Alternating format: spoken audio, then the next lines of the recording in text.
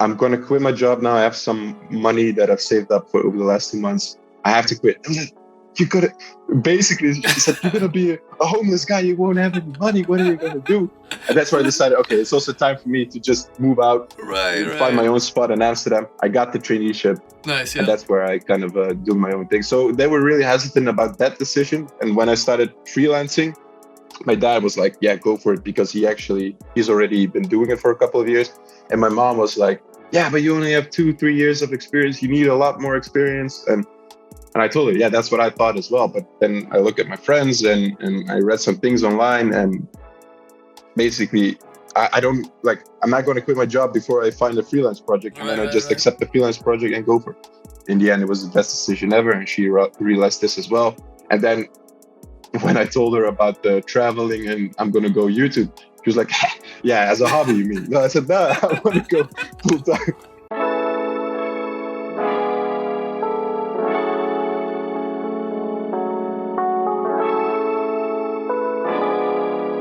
You're listening to Board with Nelly.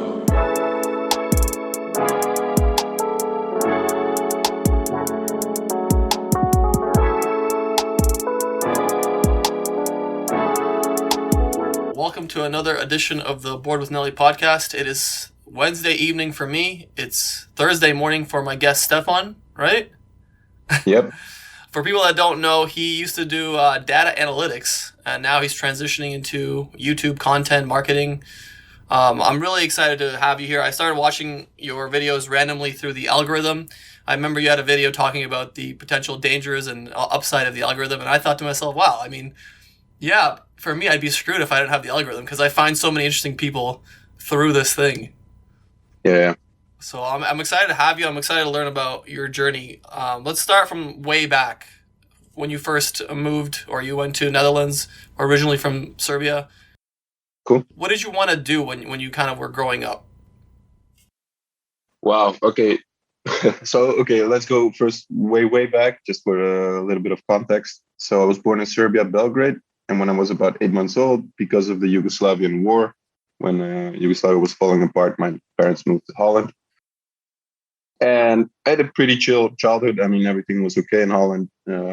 Cool friends, just a really chill childhood. Then I went studying. I studied industrial engineering and management. And probably the biggest reason why I studied this was it sounded cool. Like a lot of people, you have this study called, how would you say? Yeah, like basic management, I would say. But that was the go-to study if you didn't know what you want to do. And I didn't know what I want to do, but industrial engineering and management, that was, by the way, the full name of my study, was kind of this management, but also some engineering. So studied that, finished studying, still didn't know what to do. So I went backpacking in Southeast Asia in hopes of finding myself. I didn't find shit. I found a lot of buckets with vodka, Red Bull, and... You just had a frat boy party in fucking Asia. For 3 months. Yeah, for 3 months. Yeah. No, at the time of my life, I really, really needed that to like meet new people, broaden my perspective. I mean, it was crazy. It was the first time I went outside of Europe and like saw there is a world out here. So when I came back, that was probably the most challenging period of my life. Like, okay, now I'm back. I had this cool, awesome time, and now I'm back in Holland.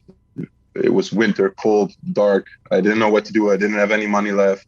So I started a recruitment job, then worked my way up to a traineeship. I applied for a traineeship, and that's where I kind of got in touch with data analytics, and that's where I started getting working experience. And I thought, okay, this is pretty cool. I can earn a decent amount of money. Still not exactly what I want to do, but at least now I have a leeway to explore a little bit, to explore from that point on. Yeah. Exactly.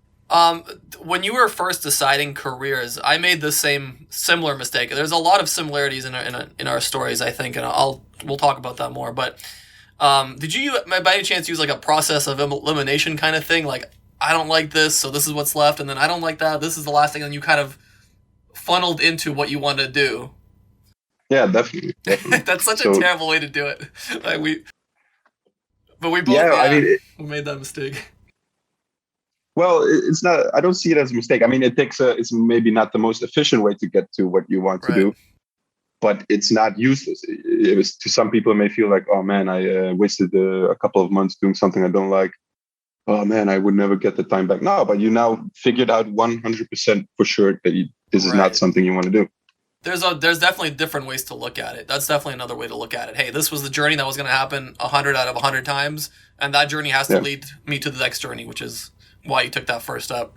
But I remember when I was picking engineering, I finished electrical, and I was just kind of figuring out, I don't like medicine, I don't like this, I like math, I don't like this. Oh, okay, engineering. My brother did engineering. Fuck it, let's go down engineering. Did you like it? Was it a good choice? It was okay. I mean, I didn't know what the question, did you like it, is such a tough one because I don't know what I was supposed to feel. Like, I don't know what the level of happiness or comfort with what I'm picking is supposed to be.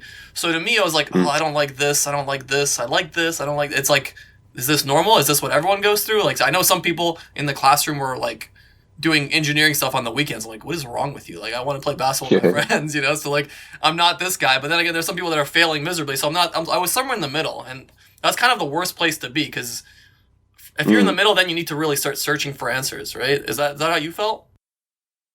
Yeah, because the middle, like if something sucks really bad, that should be enough motivation to get you started to look for something else. But if you're stuck in the middle, you're stuck. That's what I call discomfort zone. Like, yeah, this is not really what I want to do. I don't like it. Man, I'm just kind of surviving. And you could literally live your whole life like that because it's not that bad. It's not enough. It doesn't hurt enough for you to start doing something else, but it's also not what you want. But you see people around you doing that. That's the weird part. When you see people that have accepted that reality, and you're like, is this really like, you know, is this really like what you're gonna do with your life? If you're gonna accept this mediocrity, or I don't know what the word is, like this content, like that you're doing something that you're kind of okay with. So yeah, I mean the cold climate, the kind of shitty weather, we're both relatable there.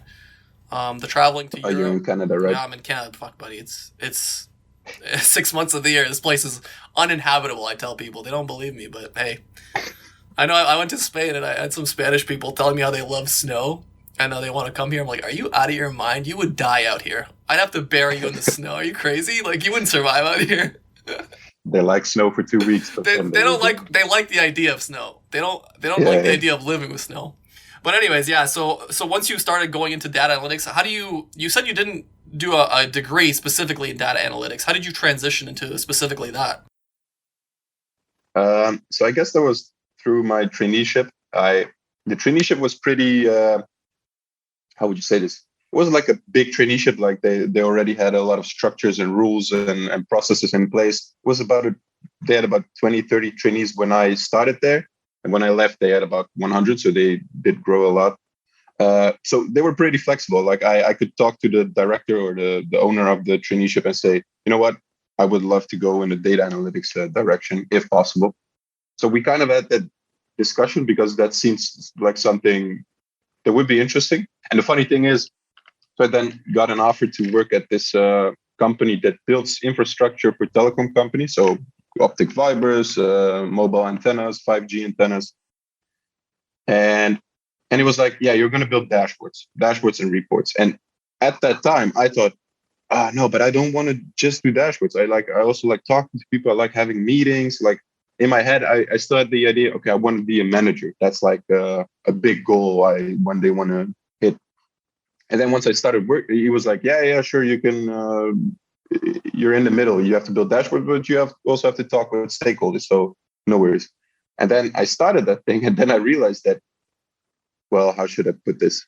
Like the dashboards and they're building the reports and doing the data analysis was actually the coolest part because, well, people suck. Yeah, of course. At least like that's where I found out like, hey, there's this thing called meetings and you have a lot of them and 99% of them are worthless and you have to listen. Waste of time. And that's where I realized, man, data and analytics are actually awesome because that's where I put on my headphones, put on some, I don't know, lo-fi hip hop and just leave me alone. And then I work for 3 days and then I get tired of the numbers and I'm like, I just can't work with numbers anymore. Yeah. And that's where I switch to people again. And I'm like, okay, this is the dashboard, a new iteration of a dashboard, whatever. Let's talk, let's use it. And then that's where I have the feeling I want to talk to people again. And once I get sick of the people again, back to the computers. Yeah. Exactly. Is there a lot of downtime to work on other things, obviously, to pursue side hobbies, side interests in that kind of work? Well, I think the first couple of years not so much because it was all new to me and Right.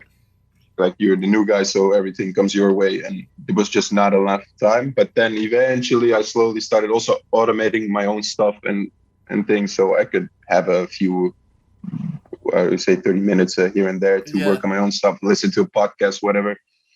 And but especially now with the working from home the last years, I mean, my time was really flexible. Like Right. I knew just what I had to finish, and like I had a deadline, and nobody cared if I worked 8 hours straight. If I worked 2 hours, then 2 hour break, 2 hours. So I was really flexible in my time, and of course, I used that time to work on my YouTube, to do other stuff.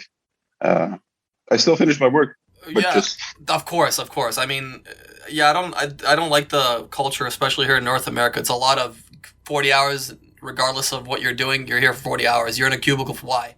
If I'd finished my work in 5, would I just stay for 3 hours and look like an idiot? Like, what do we? Like, it's like this weird game we play with like yeah. the company and the employee. But where did the passion for like content making? Where like you guys, I see a lot of there's a little bit of comedy in videos, and where does that stuff come from? So I think it started. I was about probably 12. There was this group in Holland, two guys that started making videos. This was maybe around the YouTube time when YouTube started, maybe even before, I don't know. And they had an English name. It was called Master Movies.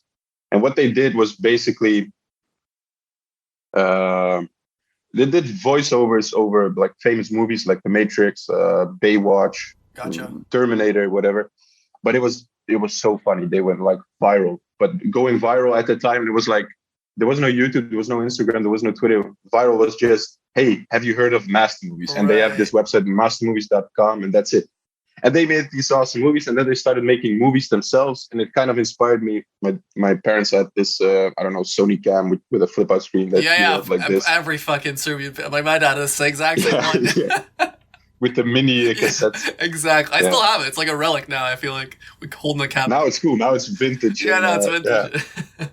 Yeah, so you started making videos with that? Yeah, doing kind of pranks and also kind of like jackass kind of style things. Like I would have a cactus in my room and I would film my friends who would hit the cactus or like stupid stuff. Right. But it was like, imagine doing that.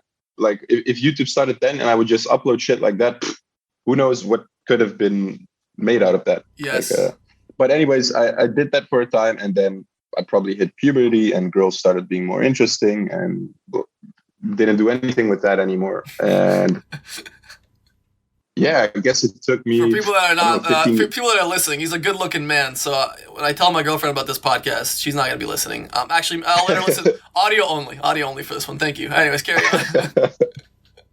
No, but I was actually a really shy guy. Really? Oh, I was interested in girls, but they were not so interested in me. fair. No, so I guess it kind of faded away. Like I also picked up. No, there was around the same time I did skateboarding, but then yeah, studying, just didn't have any time for it. It just faded away like most hobbies do when you grow up. Right. But it was a couple of years ago, and actually it's funny because there was a real defining moment why I picked up content creating, because a good friend of mine, he's from Bosnia. He picked up a camera. He actually bought a camera for his girlfriend to make some cool pictures. It was a kind of Fuji camera. She used it exactly twice, and then she never touched the camera again. So he started picking up the camera, started making cool pictures.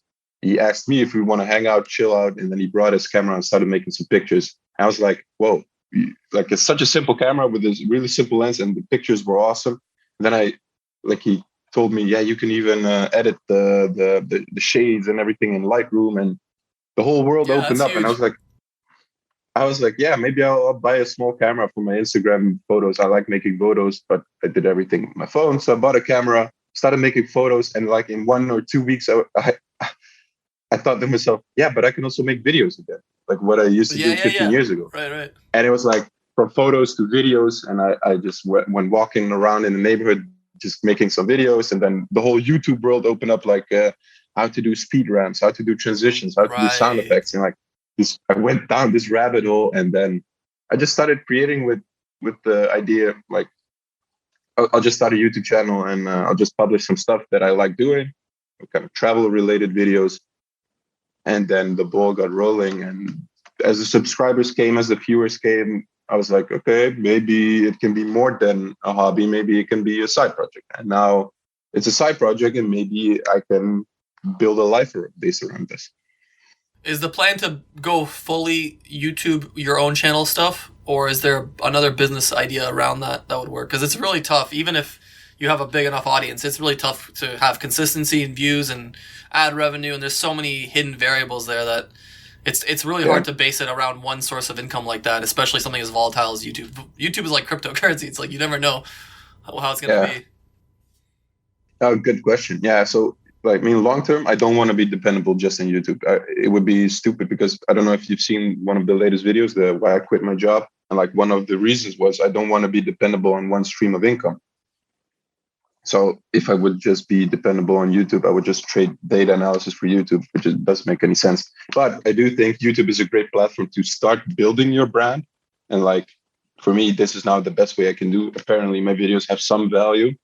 I've tried TikTok as well, but that format just doesn't work for me. I don't get as much engagement as you with YouTube. Yeah. So, okay, I'm going to use YouTube to build a brand. Eventually, I want to spread out my audience on Twitter as well, on Instagram as well. So that I just have an online presence, maybe make my own website eventually with a newsletter. But for now, for the coming 1, 2, 3 years, just YouTube. After that, just to be honest, I still have to think about it. But see what's out there. A lot of people, I think, when they want to go into YouTube full time, they think they see a one route. They see I have to be the next PewDiePie. I have to be the next whatever, Logan Paul. But the thing is that I've learned from my experience is not necessarily. There's so many different ways to go about this. So my story is a little bit different. So I started doing my engineering job. It's kind of boring, soulless. The first engineering jobs are usually extremely easy because no one really trusts you. No one wants to. Yours sounds like it was opposite. For engineering, no one trusts you. No one wants to give you any work because we're talking about automotive industry. There's a lot of money involved. There's a lot of, if you fuck up, someone's going to know. So for the first 3 to months to a year, they don't want to give you too much responsibility. So you're stuck in this weird little kind of dead zone where you want to learn, but they don't want to trust you. You want to go ask questions, but you don't want to seem like you don't have anything to do. So it's like you're in this weird kind of area. So anyways, from that, I started like making my own videos, it was stupid. It was like FIFA videos to start with, playing the video game. It was FIFA content. And it was abysmal. The first couple of videos, I always say, like, to anyone that watched that, like, even if it was my friends, thank you so much. Those were horrendous. I think those are like forms of torture now that would be banned in the Geneva Convention if someone had to watch my first FIFA videos. But from there, you learn a little bit. You get a little bit of experience. You get like, okay, you understand, okay, this video did well. I had a good title, or that was good, I had a good thumbnail, or one video would go viral, one video would do well. And over time, you slowly build this like little resume of videos. And you're learning a little bit about the inside of YouTube, social media, whatever, if you're also marketing on other places. And then as my journey continued through engineering, and I kind of started realizing that like this isn't going to be a long-term plan for me, I always put YouTube on the side. Like, hey, maybe this will turn out. I love doing it. I don't see this as a job outside of my job. I see this as a hobby that I love doing. As I was about to go to Spain and get a master's in engineering because I just wanted a change of scenery, I said, you know what? Why don't we just look at some jobs that are related to content creation? Because that's a massive new space. There's social media manager jobs. There are video editor jobs. There's TikTok editor. There's all kinds of jobs that people don't even think about. Companies want to be hip. They want to be cool. They want to start making content. You let a 50-year-old old guy that has a multi-million-dollar industry make content, that's a disaster. That's never going to work. So they want someone that's a little bit... Anyways. So as I'm applying for these jobs, I kind of put together like a resume of what I've done just through my own stuff. Like I've had a few viral videos. I've, had a few viral tweets, whatever it was. It was nothing crazy. But I started getting more interviews in YouTube related jobs than I did with engineering with 3 years of experience, which was just by having those videos as a backup. That's it. Yeah. And the reason it's so valuable is, one, it shows like you can do it on your own. I don't need to babysit you when I hire you. Like I know you know what you're doing. Whereas engineering, even if I was a grade A student, it doesn't matter. I go into any engineering job first, I know nothing. Every product is different. You can go into any job and it's always different. I actually have it right here.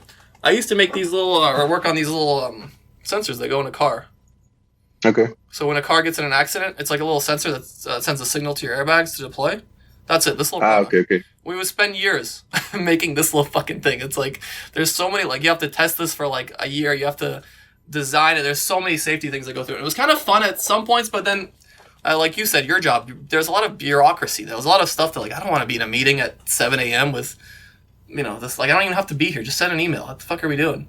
But the point of that story was, like, there's so many different ways to go about it. And maybe even if this is something that you haven't thought about, you can probably get a job being a social media manager for $100K, or you can get a part-time job if you're ever in a situation where you need money. Like, you've built a resume from your own videos, which is incredible. Just to understand so you do YouTube now and have this podcast, and what do you do on the side right now? Also content or social media marketing. So now the do this podcast on the side just for fun. This is my hobby. I used to make feed videos. I now make crypto content for this crypto tax company.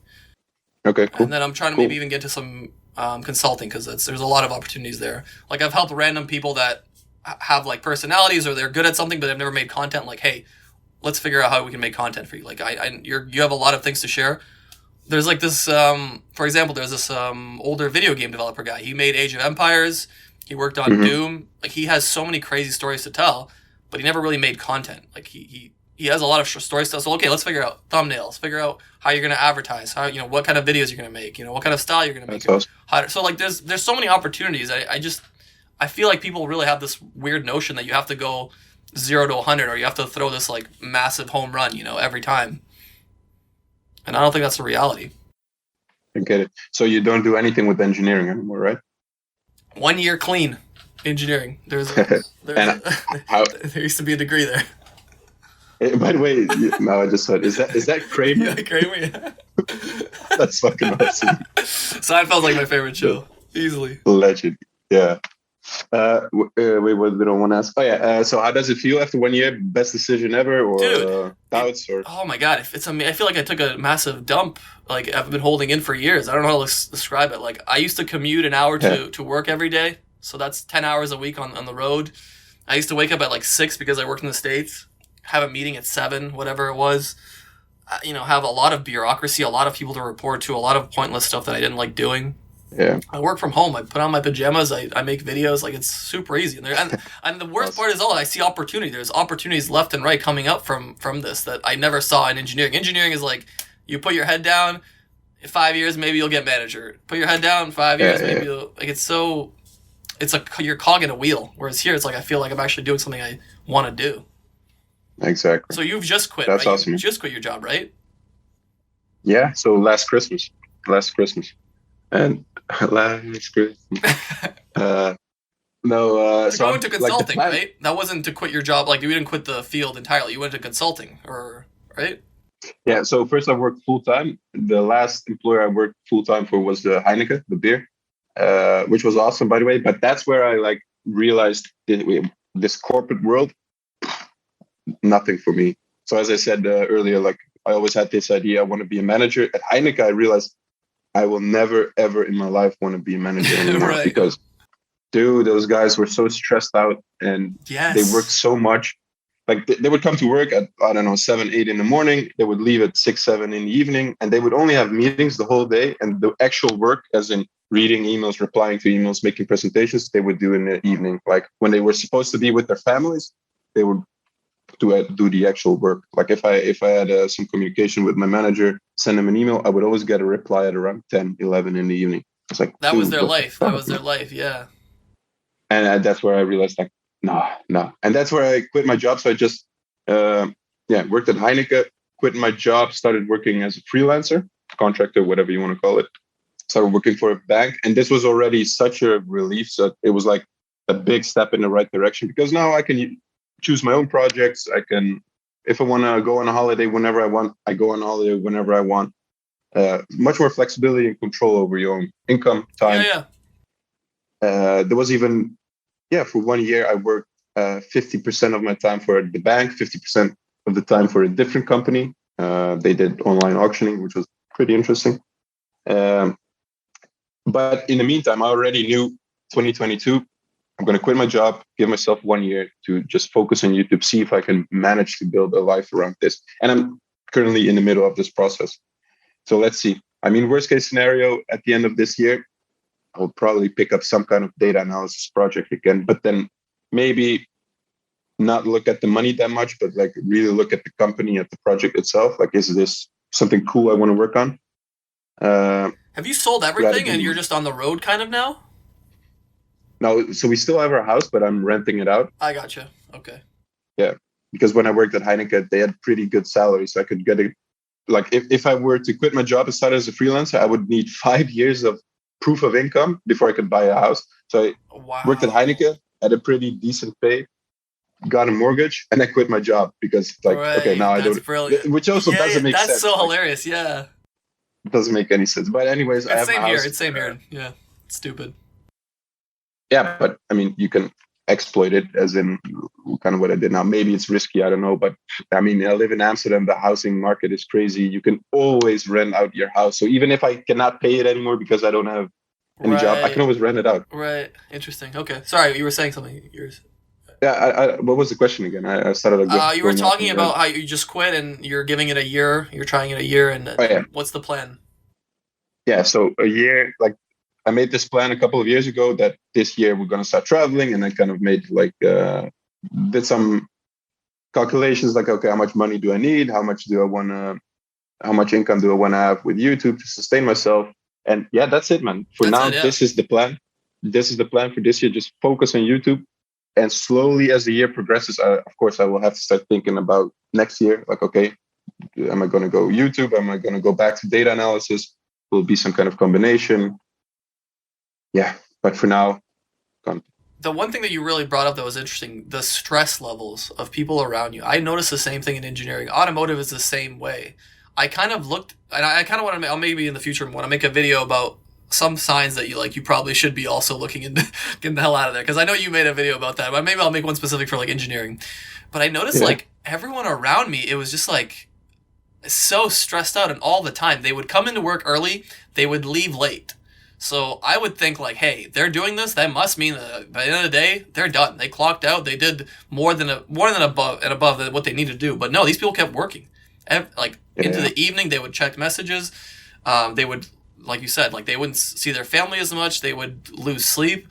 And these were people that were, let's say, 3 to 5 years in front of me, like in experience. And I was like, is this this is what I'm working towards? Like, okay, I'm going to make another 20K, but I'm not going to see my family on weekends. What's the fucking point? What did I win? Did I win the lottery here? So hard to understand those kind of people. And like on the one hand, it's easy to understand because, okay, they want to grow inside a company. They want to prove themselves so they can get some kind of promotion or whatever. But I mean, there's so many better ways to do this. So, okay, you get paid for 8 hours a day and you decide to work more than 8 hours. You don't get paid, but maybe at the end of the year, during your year review, performance review, they would say, yeah, you did a great job. Here's a, 3, 4, 5% raise. With current inflation situation, that's nothing. You're going backwards in salary. But anyways, it's a different, these are crazy times. So that doesn't count. But anyways, so you work your ass off a couple of hours extra per day, a couple of hours that you could have used spending time with your family, working on your health, working on side projects. No, you decide to do this for a couple of percent, like a couple of 3, 4, 5% more income, as they say. Yeah. Yeah. But you could have also used that extra time, let's say 2 hours a day, to work on YouTube, for example, or to do whatever. And you could have made much, much, much more money doing something. You get to do whatever you want, something you like, which is not so stressful or whatever, or read books or listen to podcasts or invest in crypto, whatever you want to do. But no, you decide to put in the extra hours and the extra stress in the job you already do for that 3, 4, 5%, which I like. Yeah. It's crazy. I read Tim Ferriss's 4-Hour Workweek, and I think at one point he's talking about how these people get into this cycle, and to no fault of their own, they're trying to be this, this high performing employee to work their way up to the company. And then many people have this realization, like let's say 2 to 5 years, like when they finally are forced into taking some time off. Wait, what the fuck? What am I doing again? I'm 30 something, and like I've just lost through 2 years. I haven't done anything in my free time for the last couple of years. For what? What, I got an extra 10K? Like I can buy, but that's I don't know. To me, that's a really weird human psychology thing where you're unsatisfied with your job, so you continue trying to get more money to maybe buy something that you don't need. It's like this cycle that you can't get out of, and that scared me the most, because I thought, like, if I become this, like, I don't care what anyone says, I'm a failure in my eyes. Like, I don't care if my parents think I'm the holy shit, this guy, my son, he's got a master's and he's making music. I'm not happy like that. Were your parents receptive to your career path switch and you know how you felt about all that? Well, now they are, but they, like, when I finished studying and when I said I was going to go backpacking, they were like, okay, they had mixed feelings. It was really, you know, of course. Of course. So like, oh, 3 months on the other side of the world. But no, they were really happy for me. But when I came back, and I had this kind of small startup that was like the first thing I kind of started up. It was, to explain really short, I washed cars on location. Nice. So instead of people having to go to, how do you say this in English? Washing street? No, I don't know. Car wash? Car wash, yeah. We would come to you. So you would be at work or at home, and you would just call us, and we would come by and wash your car, like on the spot. And cool idea. I had some customers, but it wasn't like my passion was to just be an entrepreneur, not to wash cars. So it kind of faded away. But then when I came back from the backpacking, I told my mom, I want to pick that up again. I want to focus on that. And she was like my mom is always like, she is the pessimist, I would say. Like, sure, of course.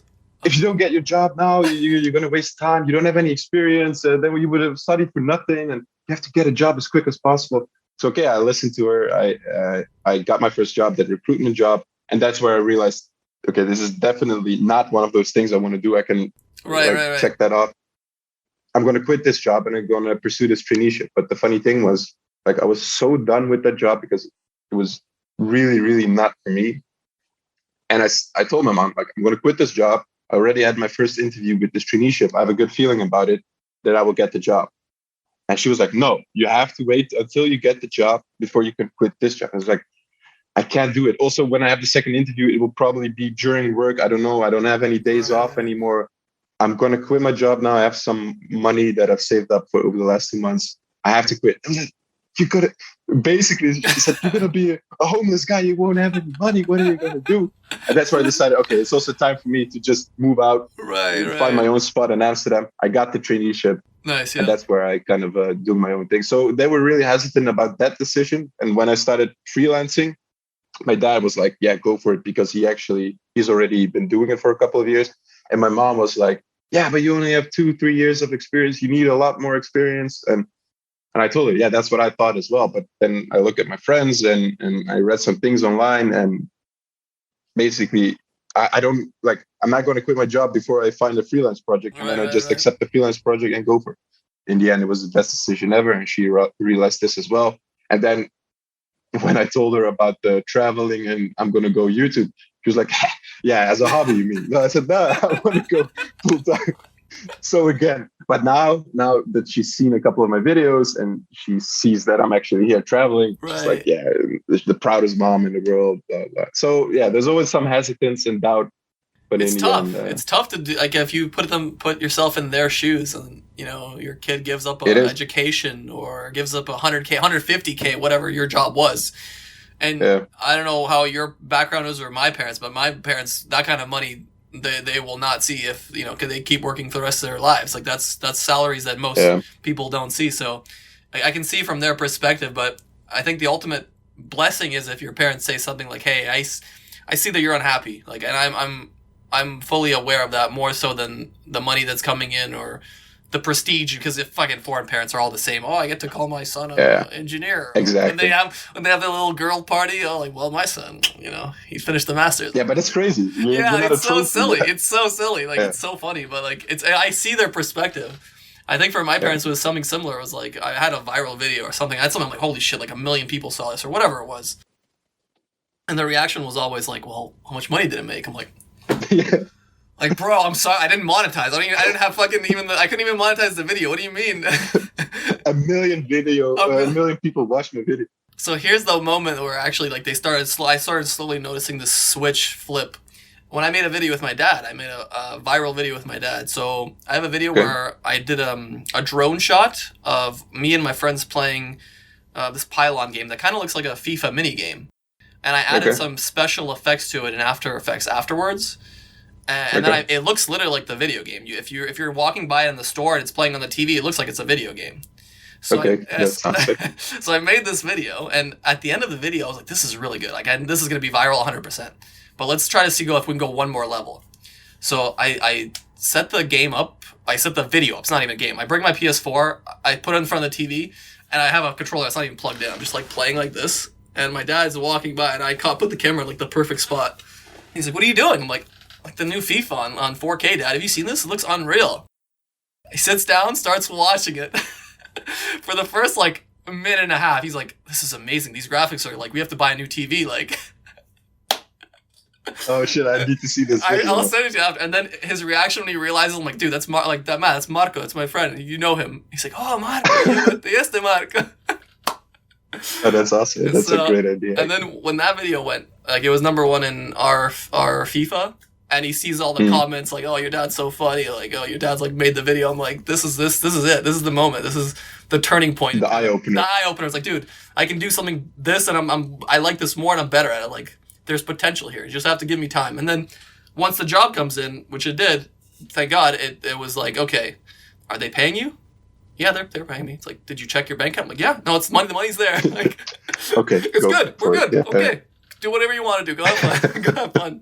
But that's good. That's good that they eventually did switch. Like, okay, of course, I understand that you need some money to sustain yourself, to have some buffer to always fall back on, and then just do what makes you happy. That's the most important, right? You can't expect people That's to awesome. have the same vision or have the same like idea that you have, because we all have such a spectrum of thoughts and ways to go around things. Like when you tell someone, like one of your friends or someone close to you, obviously they'll understand. But when you tell someone maybe outside your circle, "Hey, I quit a $150K job to make videos on the internet," what's the reaction? Like, what do people think? So most of like I didn't talk with my friends about my income, and also just to be clear, like it sounds like a lot of money, but that's before tax, obviously. Yeah, So and in Holland Netherlands, likes to, I know that.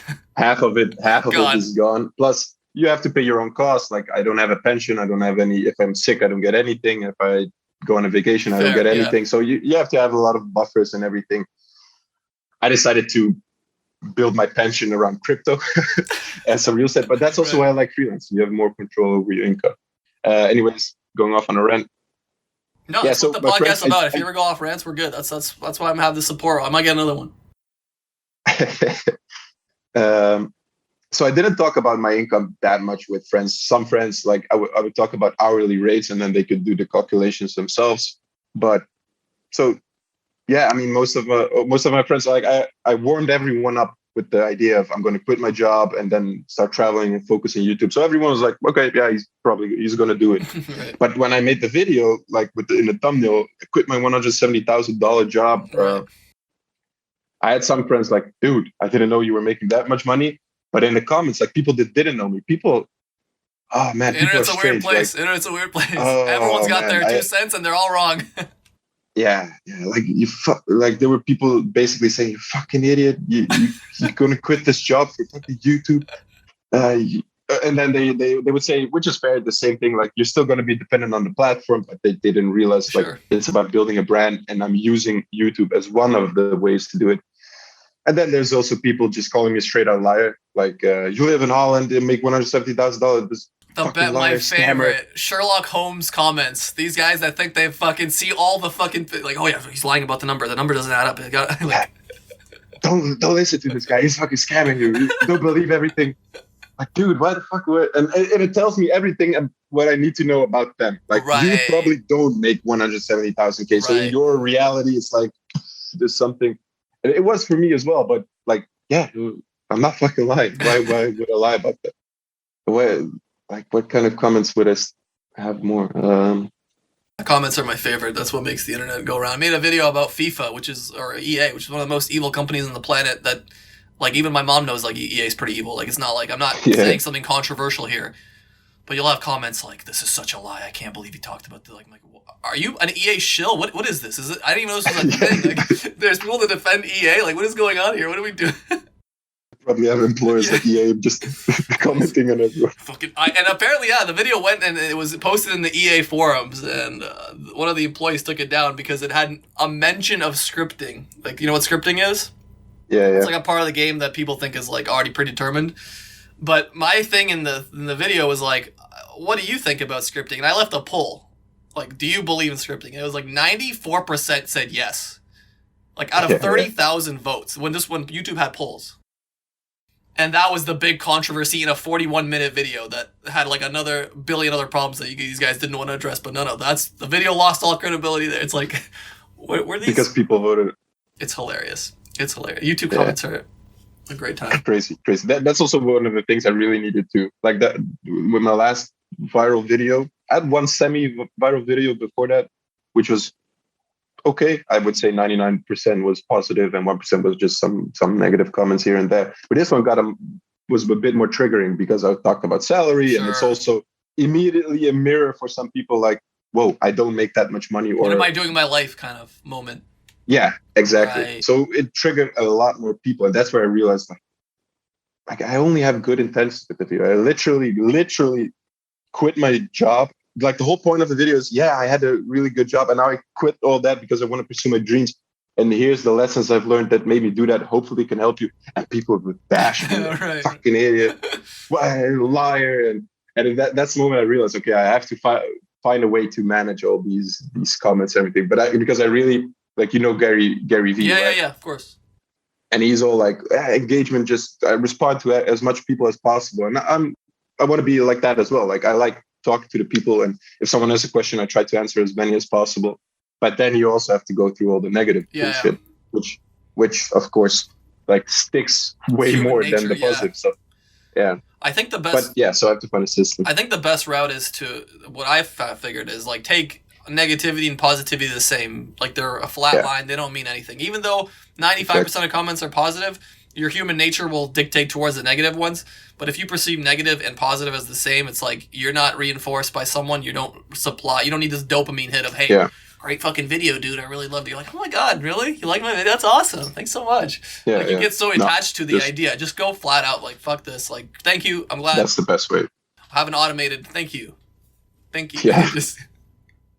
That's the best way. I agree.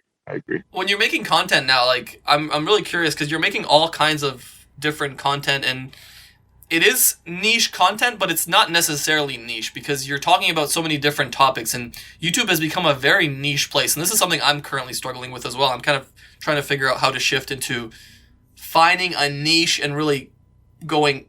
When you don't have a niche, you're kind of swimming against the current. You're swimming. It's really hard.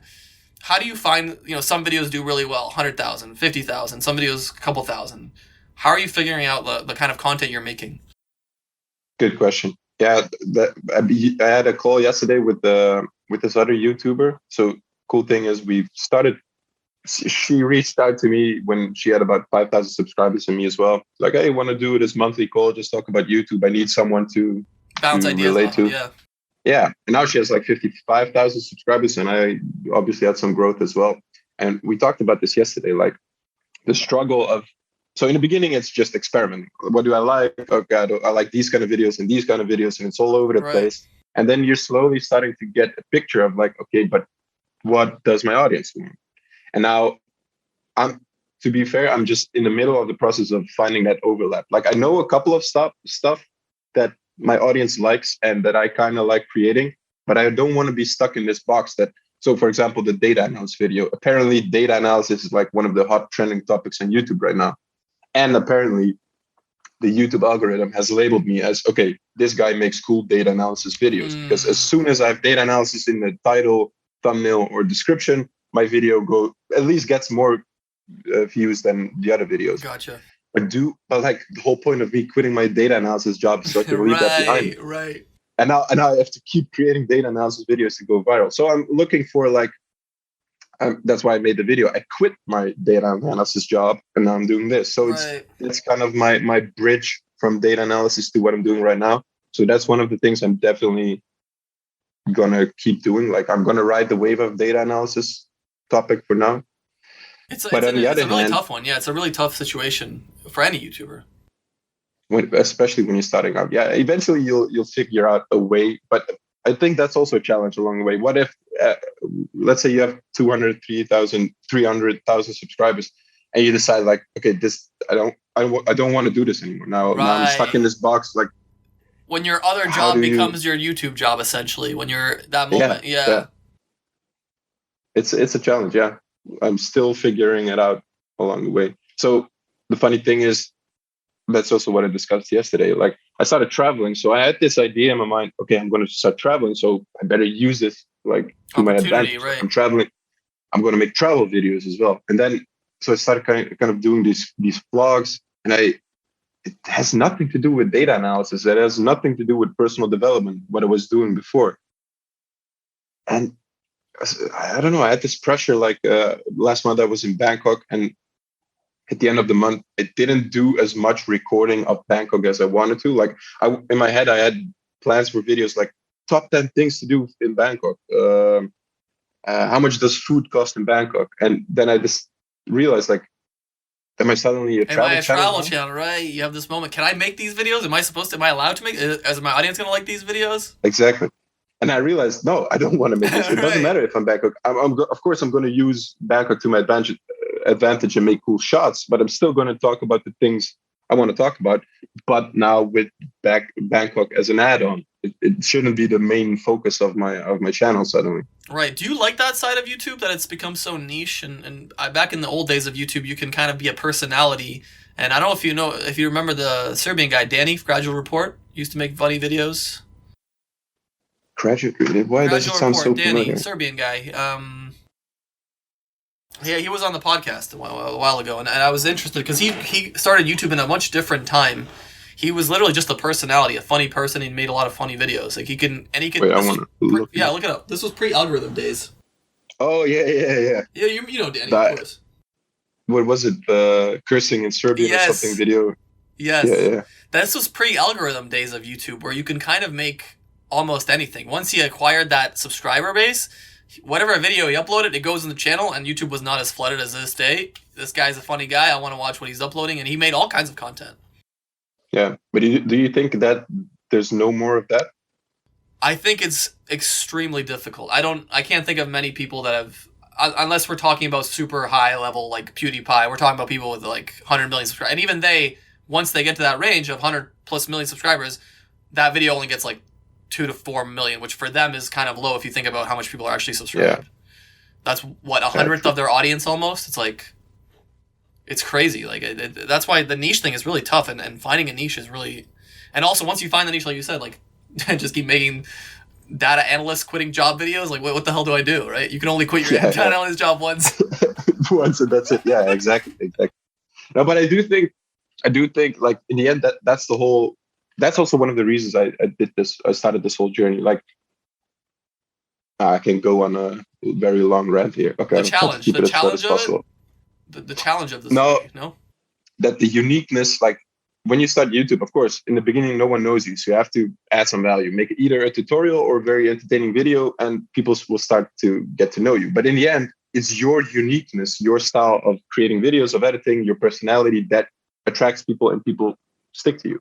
So although I do agree with you that you have to be in this niche, once you have a big enough following, there will always be people watching your videos because it's just you. They're Right. there for you and your vibe and your style. Um, and that's that's that's what I wanted to say. That's one of the reasons I started this whole journey, because to be completely fair, I'm not the best data analyst in the world, far from it. And now with the whole working from home and globalization, I will have a lot of competition from India, from Russia, from guys all over Right. the world that will be 100 million times better than me in data analysis. It won't be like, it's beginning. Now it's beginning. Yeah. And Yeah. will my job be secure in 20, 30 years? No, I don't know. I don't think so, because there will be a lot smarter guys doing data analysis and that are Sure. much better than me for a lower hourly rate. But is there someone in the world who can be Stefan better than me? No, I'm the only Right. Stefan in the Right. world. So if I try to manage a build an audience based around my personality and my vibe and my videos, I don't have any competition. I don't see other YouTube channels as competition. You're just your own thing. And yeah, of course, you have to start as a niche. People have to get to know you like, oh, this is the data analysis guy. but eventually that's at least what I hope, that people will just stick around because of you. Right. That transition is really difficult because that's the one I Yeah. had to deal with as well. Going from FIFA, I had like 20,000 or something subscribers, and I'm like, okay, FIFA's a horrendous pile of garbage. I don't want to. This is worse than my actual other engineering job, playing this 24/7. So I went into podcasts, and some episodes do well, some episodes don't do well. Now the podcasting is in a state where like I'm trying to figure out how to market it better because I have a crazy variety of guests, but it's not. I don't want to do a niche podcast. Like I don't want to do a one thing podcast. And it's like how did that transition happen? So like lately I've been thinking maybe turning it into like a career finder podcast because I've had like video game developers, UFC fighters, comedians, YouTubers, Olympians. I've had like the craziest, like a Joe Rogan-esque C tier, B tier list of guests. But how do I funnel that into like, I don't care if I have a massive subscriber base. The point is to get each of those videos to their niche, let's say. Yeah. Is the subscriber base as important as, you know, the algorithm views, which are 70% of your views anyways? True. I don't know. It's a tough question. And then this could change tomorrow. Like you can build your whole career, let's say on YouTube in a certain fashion. Next thing you know, YouTube changes their watch time algorithm because if you remember in the early days, it was about views. It wasn't about watch time. Yeah. So like that happened overnight. And now we're going back into YouTube Shorts where like YouTube Shorts again are really popular because YouTube's trying to compete with TikTok. So it's like, it's a nightmare to juggle all these things, to me at least. Yeah, true. And ironically, like, the reason I escaped the whole data analysis world is because I don't like being bossed around. I don't like what you said when you work in a big corporation. Like, there's this ladder you have to climb. And that's it. Don't ask questions. This is the thing you have to do. But now with the YouTube algorithm changes, it's kind of the same thing. Like, right. Oh, you want to make these kind of videos? No, you're going to make these kind of videos. No one's going to see that, or no one's going to care. No one's going to click. You have a different overlord. Yeah. Now it's an AI. Yeah, but anyways, none of this doom gloom stuff. Tell me about the traveling plan and how's traveling during the pandemic? Best thing ever. Really? So I made like one of the first vlogs was called, like when we started traveling, the first vlog I made was like we picked the worst year ever for traveling, and then the whole plot twist in the video is like, no, we picked the best year ever for traveling. And it's really like that because on the one hand, I could really distance myself from all the bullshit. Like I read the news and everything, and I follow the whole situation in Canada from my phone. Oh, you've seen my like Canada video. Not so much. You know, what? You've seen my Canada video. I've seen your Canada video as well, but we're not doing well here. Anyways, yeah, carry on. Yeah. Well, hopefully it will be a turning point. But like if I were to be in Holland, like my friends would talk about it, and like you would get sucked into this pit of COVID, it's Russia, the number one Ukraine topic war. every day of your life for the past 2 years, which is crazy. Yeah. And now it's like you know what? I'll just turn around. Like, wow, yeah. No COVID, no Russia, Ukraine invasions, whatever. No, like I'm distant. You're invading so that's beach one of the tomorrow. That's what you're invading.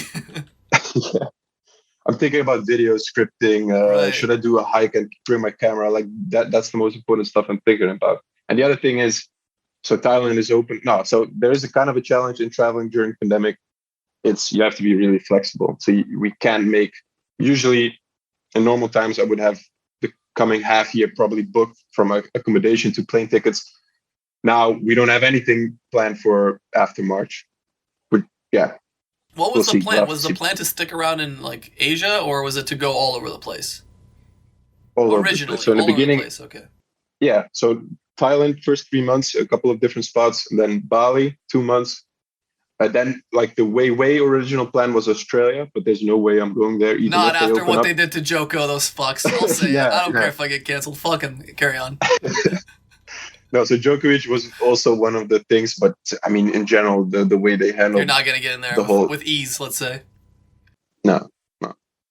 So then we thought about Japan, but Japan is still closed, and we want to go to the. Japan is a different. You've been there? World. Yeah, Japan is a different world. I would say like the closest thing we have to aliens on Earth, because it feels like a different world. Okay. I really, really look forward to going to Japan. It's expensive as fuck, I know, but like. It's worth it. It's worth it. I went to China, Japan, and Thailand like 5 years ago, and I just wish I went Japan, Thailand. Like the Japan was so nice. Oh my god, the people were they were so nice. People, actually, I say this to everyone: they're nicer than Canadians, and I'm not afraid to admit that.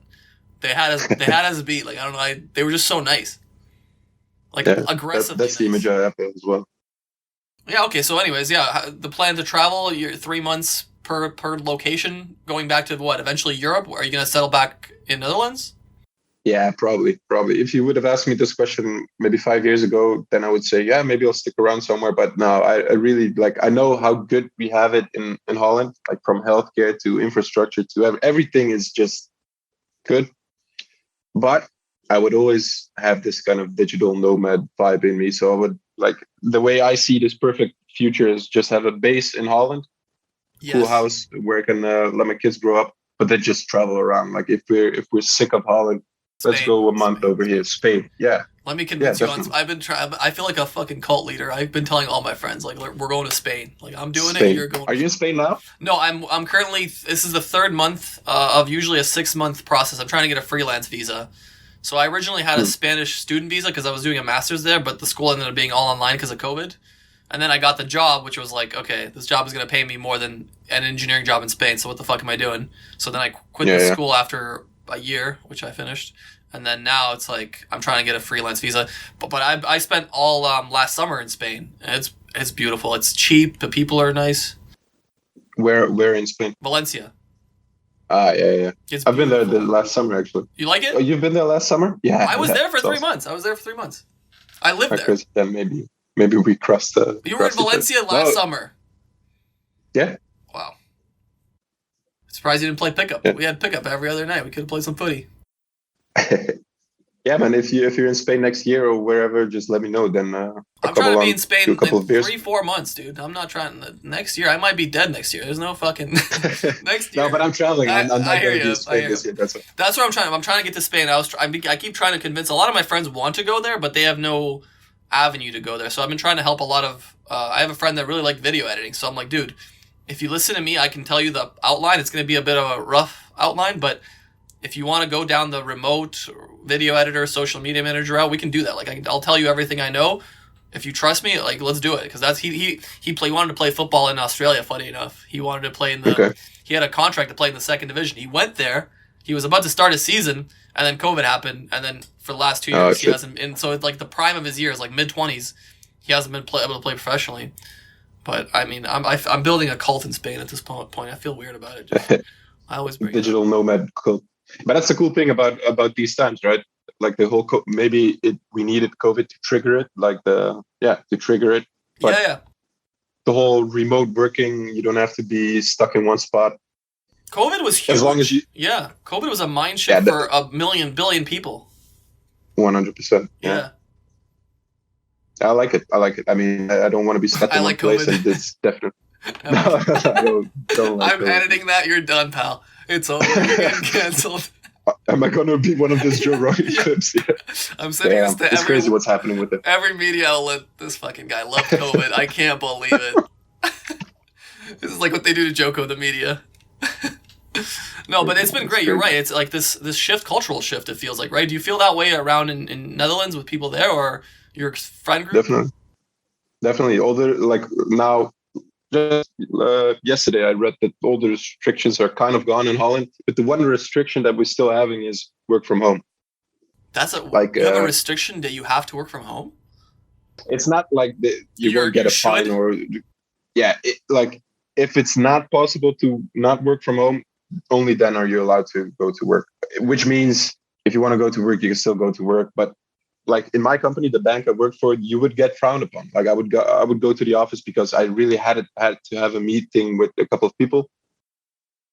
And like there was no one there. And then the next day I would just get an email like, "Oh, I heard you were at the office." Why?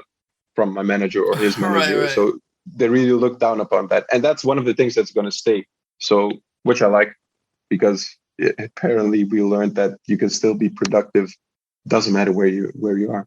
Yeah, it's huge. It's huge. I mean, it's fascinating that this is like, this is the time we're in where you're getting now shamed into like, it's weird because the government's telling you one thing, but your employer is telling you another thing. It's like, what are we doing here? Yeah. Like, who's in the right? Crazy times. Crazy times. Dude, we talked for an hour, believe it or not. Oh, it flew by for me. Already? Yeah, I don't know if you're busy, if you got shit to do, but I'm assuming you do. No, not really. Keep talking. Just some editing. Yeah, cool. There's more editing for Any me. specific questions or topics you wanted to talk about that we haven't touched upon? Yeah, there was this one thing I wanted to ask you. Because in the data analytics or the quitting your data analyst jobs, you said you had a turning point when someone around you lost their job. Yeah. Can you tell me that story again? Yeah, cool. So that was like I started the traineeship, and then through that traineeship, I got my first job at the infrastructure company, the telecom infrastructure company, and there were mostly like I was the youngest guy there. There were mostly people working there 40 plus, and they started working when they were 18, and they just stuck around because I touched upon this in the video as well. This company was not based around a big city; it was more in a cell. So the people there were also you know what kind of people work there. Just chill, relax. You go start work for a company. You work there for your whole life, and no need for the whole fast-paced life of the big city. But Siri is interrupting me. No worries. Sorry for that. No worries. Anyways, which also meant that, people were working there for a long time. But as soon as our department kind of got shut off because we weren't delivering quality work, that meant almost everyone had to find a new job. And since they have been working there their whole life at the same place, they didn't have a really broad skill set, so they couldn't really easily apply to different jobs. There were people there with mortgages, with children, and like grown men who were because they also did some construction themselves. They were like tough guys. At least that's how they portrayed themselves. Yeah. And they started crying. And asking the manager, like, "Help me! What the fuck do I need to do with my life?" And I saw that breakdown. And in my mind, I was like, I can find a different job.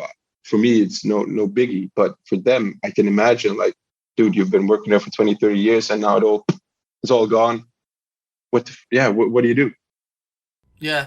Hopefully, like, probably half of them just got reorganized somewhere else in the company, and half of them had to go to a different company. I think they all have them on LinkedIn. They all work now, and everything is like in your head. It's a bigger problem than it really is. But that was a trigger point. Like, do I want to have this in my life as well? Like 20, 30 years from now, when I should have like live really comfortably, do I have to be stressed about the fact that you could be gone? Or at least have enough at that point where you can kind of take whatever time you need to get the next job. To me, it would be weird if you did have this job for 20 years and you're telling me you got nothing saved for a rainy day. Like, that seems really crazy. Probably they. I mean, I hope they had, but yeah, I can still that's the thing. I would if they really had a big buffer for a rainy day, I wouldn't expect a reaction like that, like crying. Right. Is this a moment also where you kind of look at, because I've always wondered, do you think you were more of a generalist or a specialist? Like, do you try to have a large set of skill sets that you're okay with, or just a few that you're really good at? Like, if I really had to choose between the two, I would say more of a generalist. But you know the term T-shaped person? No, I don't. T-shaped person. That's like the hot new thing now. If you would ever go to an engineering job again, and during the interview they ask you what kind of person are you, say you're a T-shaped person. I'm like, hey, bud, come here. Let me show you something. It's time out? Yeah. Technical? No. I'm a T-shaped person. Nah, bro, it doesn't make sense. It's like if someone asks you, are you do you have a specific skill, or are you more a generalist? T-shaped is like in between. It's like the T is like, I have a broad skill set, but I also have one skill set where I'm really specific. So that's where the T comes from. Right. And I would, like, career-wise, I would say that was my thing. Like, my skill set was Power BI and SQL, also Python, but like definitely not the best out there. And like the broad thing would be, I don't know, stakeholder management, other skill tools. Sure. So T-shaped person. And in life, more of a generalist, I would say. I wonder if we're going down the route of less and less specialists, because no career seems to be lasting for more than, or maybe not lasting, but not booming for more than like 10, 20 years. Like, I remember when I started doing engineering, everyone's like, oh, secure job, blah, blah, blah. I know people my age that have just finished engineering. It's like, Maybe not. Maybe not. They're So already secure. outdated. They're already like there isn't, because you got to think about it. There's like 1,000 people that, like, even from my small city of whatever 200,000. There's 100 people or 1,000 people that graduate every single year with this degree. Yeah. So what becomes the factor that separates you from the next person? And like, we're talking about these jobs where you usually hold them for a long period of time, like that guy that in your office, right? So like. It's way more saturated now, and it's like this specialist thing is, I feel like it's slowly fading. Obviously, you're gonna have doctors, lawyers, and stuff like that, but I can't see a career path that's secure for 20 years from now. I agree, and especially now with the whole remote working. As I said, I really see a trend coming where, why would a company in Canada need to hire someone from Canada if they can also hire a team of, I don't know. So it's hire one expensive engineer in Canada or hire 10 Russian engineers for half the price. Right. Accept the fact that maybe the communication is not going to be as efficient as a Canadian, but that's what they're not going to care about that. They're going to care about the bottom line when they go into their budget meeting. Hey, I saved the company $1 million. I outsourced the team to Mexico this year. Yeah. Oh, awesome. And then a year later, when they have a fuck ton of problems with communication, lines being down, whatever it may be, they're gonna look back to like, who's the guy that put us all? Oh, okay, it's that. He's fucking. Look out of here.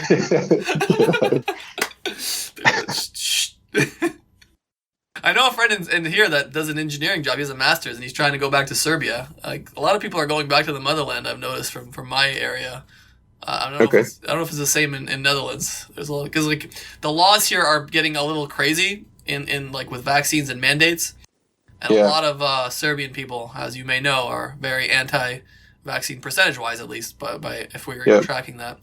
And a lot of people are like going back home because they can get a job over there, maybe even remote, and live like fucking kings. Like if you make $50K US there.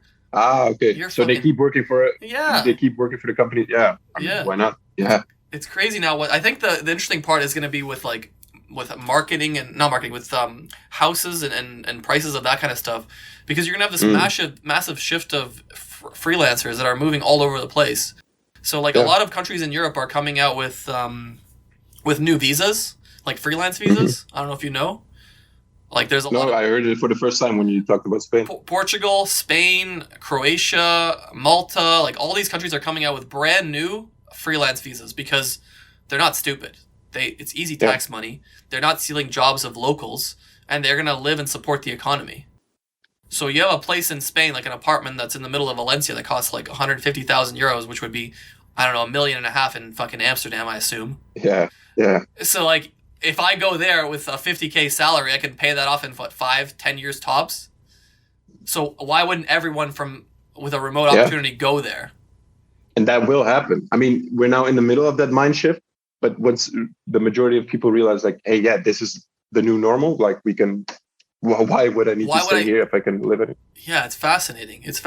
Like, it's weird because I'm reading this book right now called The Sovereign Individual. I don't know if you've heard about it. It sounds familiar, but I haven't read that one. Wow, man. It like exactly what we're talking about now. But the cool thing is this book was written about 25 years ago, and they predict everything that's happening right now. Not the whole pandemic, obviously, but like the whole shift of like how nation states, how governments are basically these non-commercial entities. So they don't have an incentive to do everything as cost efficient as possible. It's like, oh, we need more money. What? We tax more people. And then they just waste a lot of money basically because they don't have any competition. They have a monopoly on violence. That's how they call it in the book. Interesting. But the book predicts how eventually, because we're going to be so connected with the whole cyber economy, that's how they call it in the book, basically IT, internet, that you don't have to stay at your government anymore. And in fact, this will be governments now have to act like a company, act in a commercial way, because if a company has the highest taxes, if a company has very high housing prices, and another company doesn't have high taxes and lower housing prices, where are all the people going to go? And where are they going to pay their taxes?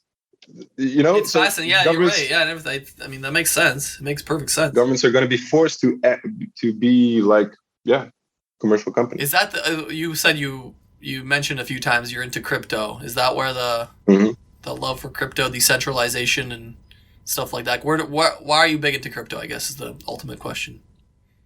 Bitcoin, like that whole thing. What Yeah. do you mean So Bitcoin? Just Bitcoin? yeah, just Bitcoin, because it started.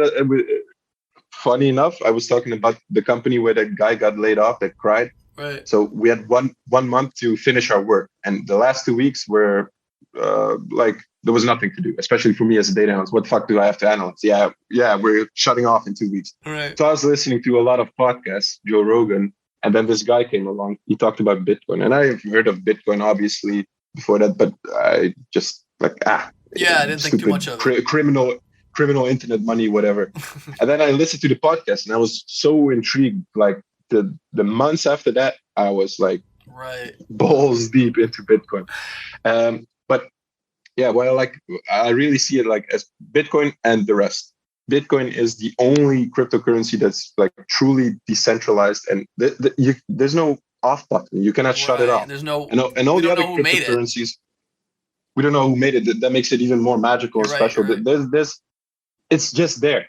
It's like the internet was just a thing of nature. Now Bitcoin is this way of like transacting value over space and time, and truly decentralized. You cannot hack it. There's nobody can shut it off. But the other cryptocurrencies, let's take the second best. Ethereum. Ethereum. It's still Vitalik. It's still a team. It's like, oh yeah, now we're gonna move to proof of stake. Oh yeah, now we're like, if Russia or a big entity would pressure Vitalik into changing something in the protocol or whatever, they could do it. The chance is very small, but there's always that thing. And trust me, when governments can exploit something, they will exploit 100%, something. yeah.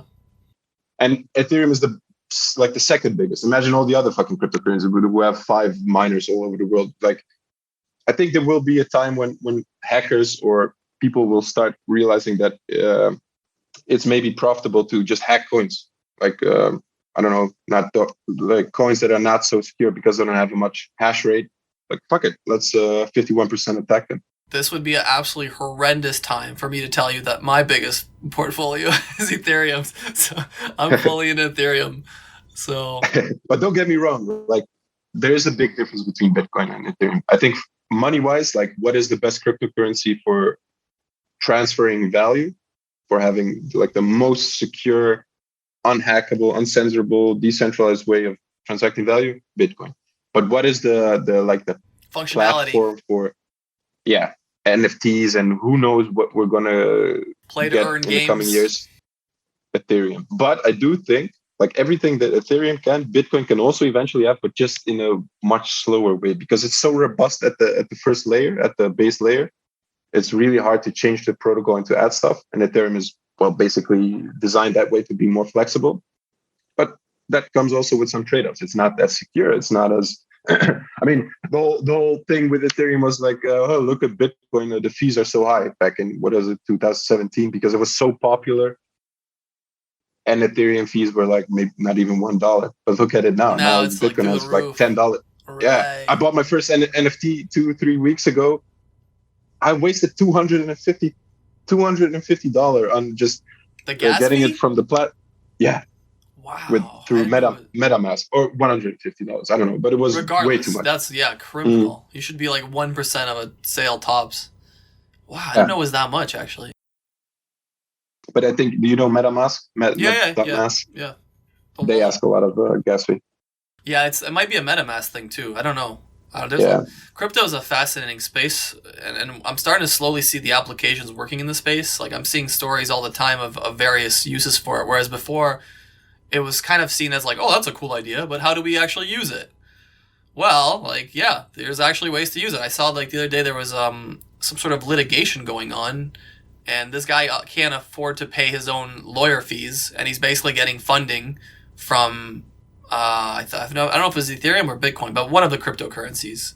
Yeah. And then I'm like, that's fascinating. And then the other day in Canada, we had a $10 million GoFundMe that got canceled because the company thought they could infringe, or they could make the call that this wasn't a money that was being used, I don't know, not criminally, but it wasn't being used to whatever. It was because it was a threat to the nation. Like they're giving these truckers money to continue the protest, which is like. But they were pressured by the government, right? Or did they decide themselves? I don't know. I'm assuming they would never say that. That would be a horrendous thing to say. I think they're based out of Florida, so their mayor basically came out and said, "We're going to look into what's going on, why they."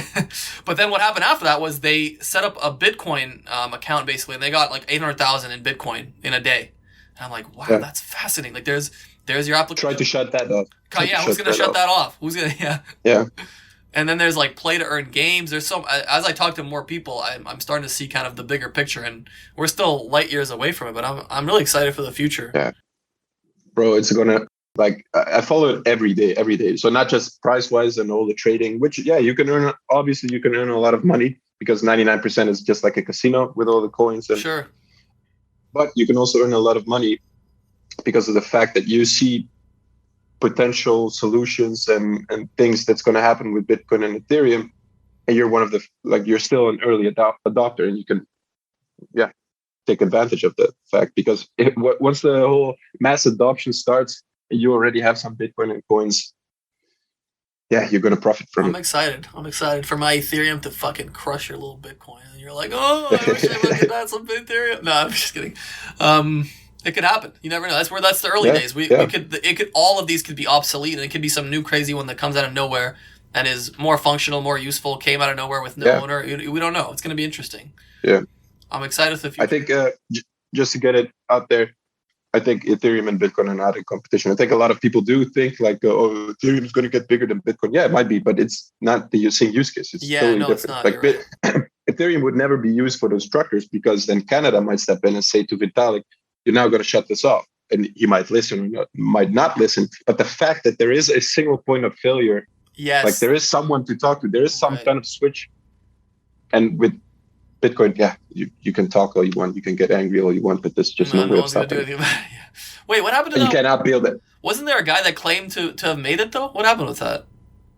Craig Wright, bro, you have to like. Is that a good watch a couple of videos?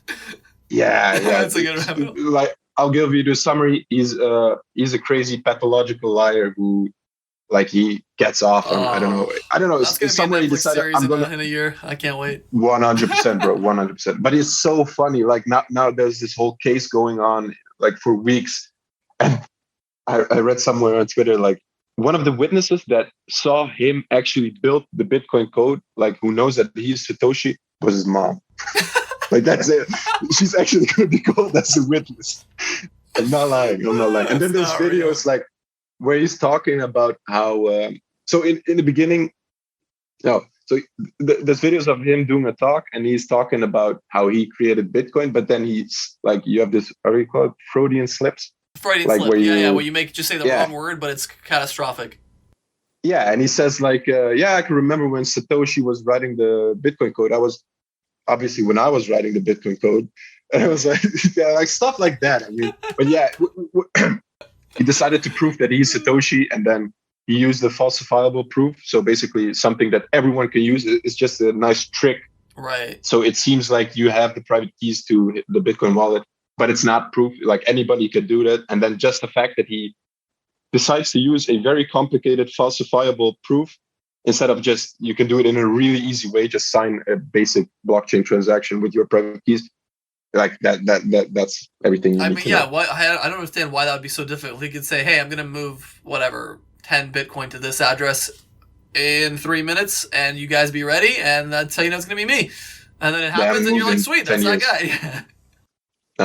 No, that's the whole thing. But it's funny. It's just entertainment. It is entertainment. Yeah, it's fun. We live in a weird parody times. I think I wanted to make a video. I think we live in there's different names for different ages. I think we're in the age of hypocrisy. I think that's the best way I can describe what we're living in, because everyone is saying something but doing the opposite, and it's like they're forgetting that we live in a place where everything is recorded. It's like, this doesn't work anymore. Like the other day, I was gonna make a video about this. Like the other day, it was like the U.S. government was saying that Joe Rogan's podcast was misinformation, and they wanted to kind of take it down. And all I was thinking, I'm like, you guys have started every single war based on what are we talking about? Like, are we forgetting like what happened like a year ago? Didn't you guys invade Afghanistan on a lie? Like, what, how are you guys going to be lecturing the world about? Anyways, neither here nor Joe there. Biden last year, get vaccinated. Yes, that's a great one. You won't transmit, or you won't get the disease. Yes. Done. Yes. What's that? Is that misinformation? That's fucking dangerous, man. Yeah, that's dangerous. Why don't we take him down? The only thing Joe Rogan is doing is having experts on, like the literal inventor of the mRNA vaccine, or inventor maybe who contributed to the development of, and he asks him questions, and that's misinformation. Yeah, because he has a platform. That's only why. If he didn't have a platform, that wouldn't be. No one would care. Like, who gives a shit? But it's information. Exactly. He's an audience. That's why it's information, misinformation. Exactly. Yeah. Exactly. We can talk about all kinds I hope he gets out of it. I'm sure he'll be fine, bro. It's Joe Rogan. He has fuck you money. He's the other day I was reading an interview with the South Park guys, and I was some comment was asking I forgot one of the creators. I can't remember which one it was, but he's like, "Oh, are you worried in this climate to make these jokes about whatever and keep pushing the boundary?" And he's like, "Dude, we have fuck you money." Yeah. I don't care. Like they're both worth $800 million each. Like the two creators.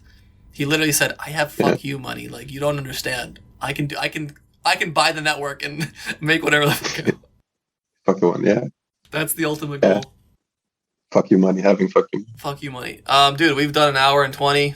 Appreciate your time. I'll leave your channel, Stefanovic. Why is it Stefanovic? Why didn't you optimize it for search engine stuff? Or why didn't you? I don't know. It seems weird. What's that about?